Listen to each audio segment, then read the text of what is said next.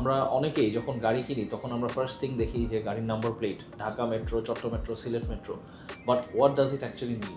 এটা কিন্তু আসলে গাড়ির কোনো ভ্যালু অ্যাসেস করে না, বা সিরিয়াল কিন্তু গাড়ির কোনো ভ্যালু অ্যাসেস করে না। It is just the registration date. যদি একটা গাড়িতে 21-এর রেজিস্ট্রেশন হয়, ওইটার 12 সিরিয়াল হবে, 25-এর রেজিস্ট্রেশন হলে 15 সিরিয়াল হবে। এইটা ছাড়া এটা কিন্তু আসলে কোনো ম্যাটার করে না। বা আমরা অনেকেই গাড়ি কেনার সময় এটা যদি যাচাই করি, আচ্ছা গাড়ি কি ঢাকা মেট্রো বা গাড়ি কি Sylhet metro.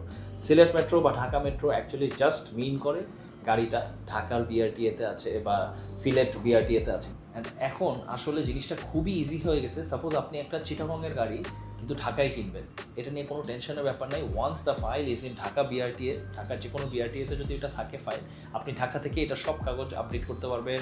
Tax token, name transfer সব এখানেই হবে, আপনার আবার চিটাগং যাওয়া লাগবে না। So it is actually not a hassle. আর এটা দিয়ে গাড়ির প্রাইস যাচাই করার আসলে কিছু নেই। সিরিয়ালও যেটা বললাম, ইট ইজ জাস্ট আ নাম্বার যেটাতে গাড়ির রেজিস্ট্রেশন হয়েছিল। যদি 15-তে হয়, 15 রেজিস্ট্রেশন যা সিরিয়াল থাকে ওই গাড়ির জন্য ঢাকা মেট্রো 15, 12 যাই থাকে ওইটা হবে। আর যদি লেটেস্ট হয়, লেটেস্ট হলে নতুন সিরিয়াল থাকবে। That is very simple.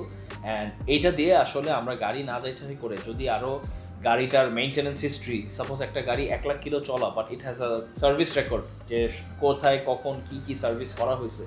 But একটা গাড়ি 80,000 চলা বা 50,000 চলা, বাট ওইটার কোনো সার্ভিস রেকর্ড নেই আপনার কাছে, আপনি জানেন না গাড়িটা আসলে মেইনটেন হয়েছে কি হয় নাই। That actually matters more. Thanks to BRTA এখন জিনিসটা খুবই ইজি হয়ে গেছে। বিআরটিএ পোর্টালে গেলেই সব দেখা যায়।